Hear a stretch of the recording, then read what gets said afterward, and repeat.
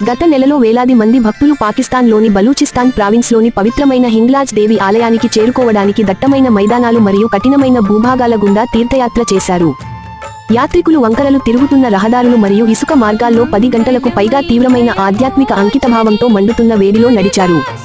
April మధ్యలో సాంప్రదాయకంగా జరిగే ఈ 3 రోజుల పాటు జరిగే ఈ పండుగ పాకిస్తాన్లో అతిపెద్ద హిందూ తీర్థయాత్ర.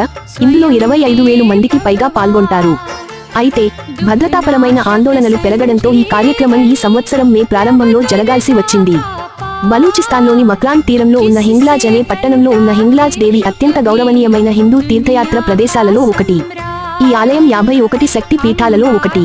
పాకిస్తాన్లో కనిపించే 2 శక్తి పీఠాలలో హింగ్లాజ్ మాత ఆలయం కూడా ఒకటి, మరొకటి శారద పీఠం. ఈ ఆలయం ఒక పర్వతంలోని గుహ లోపల మరియు హింగోల్ నది ఒడ్డున ఉంది.